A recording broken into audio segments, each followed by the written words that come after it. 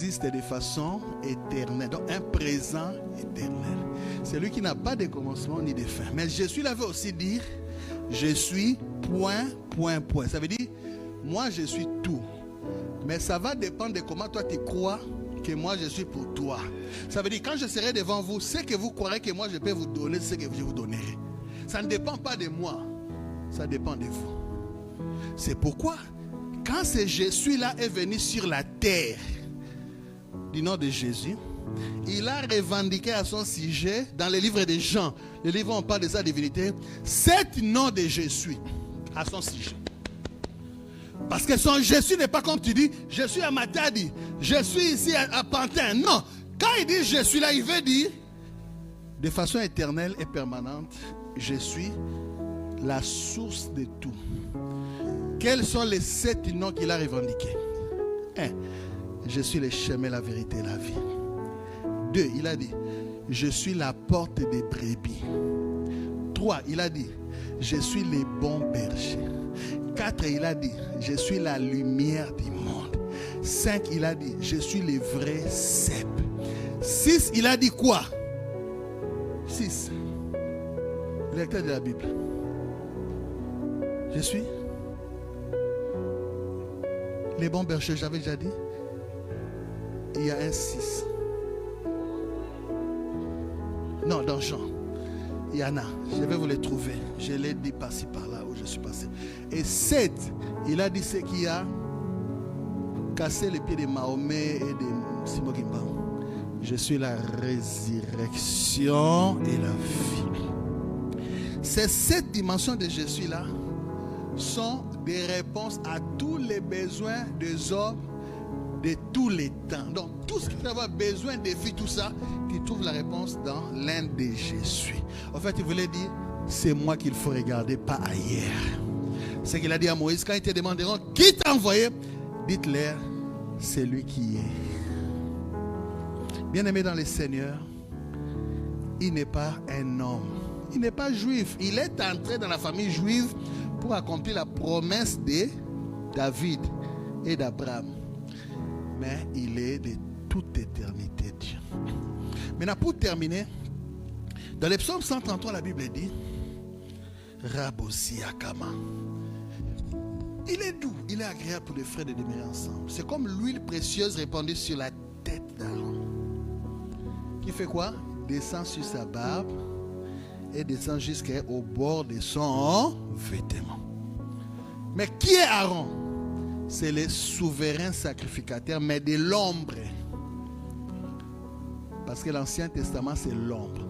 Le véritable souverain sacrificateur qui a traversé un tabernacle qui n'a pas été construit de mains d'homme, c'est-à-dire les cieux, et qui est passé avec son propre sang, pas le sang des moutons, c'est Jésus.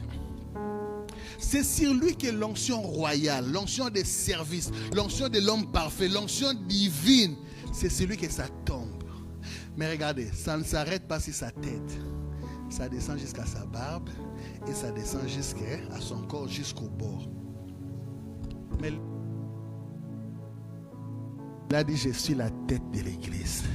Il a dit, vous êtes le corps de Christ. Ça veut dire, l'onction royale qu'il a, l'onction des services qu'il a, l'onction de l'homme parfait, du véritable Adam qu'il a, et l'onction de la divinité qu'il a, n'est pas restée sur lui, la tête. Elle est descendue à son vêtement, même jusqu'au bord. Même toi qui crois en Jésus aujourd'hui, tu as ta part. C'est pourquoi il est le roi, mais toi aussi tu es de la race royale. J'ai dit au début, je termine, les rois ne pleurent pas, ils ne gémissent pas. Et malade, et moi, non, non. Les rois se lèvent et donnent ses mains des ordres. Quand il ne veut pas une chose, il lui commande de partir. Et quand il veut une chose, il appelle à l'existence. Mais l'onction des services te permet aussi de comprendre que le chemin qui t'amène à l'élévation, c'est service. C'est pourquoi je suis d'accord avec l'homme de Dieu, pour que le service dans l'église soit, alléluia, quelque chose de sensible pour chacun de nous. Je vis ou écouter les témoignages des ministres, des patrons, des grands hommes, des directeurs d'école qui sont au protocole. J'ai vu des gens des chapelles des vainqueurs à Kinshasa, des mamans qui vont distribuer des flyers pour inviter les gens. Ce n'est pas les jeunes, le travail des jeunes, non. J'ai vu des choristes, mamans, papas. Il y a des intercesseurs responsables.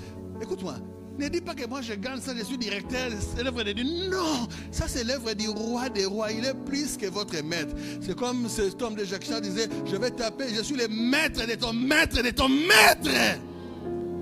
Enlève ta couronne, jette-la par terre, entre.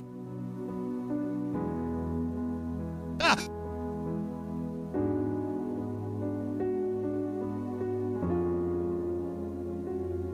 Il bénira votre pain, il bénira vos eaux. Il vous multipliera les jours. Il fera que dans ton pays qu'il n'y ait ni femme stérile, ni femme qui avorte. Il te donnera la supériorité sur tes ennemis. Cette bénédiction liée aux gens qui servent Dieu. Mais il était aussi homme. Soit l'homme parfait. Jésus a été tenté en toutes choses. Il n'a pas succombé.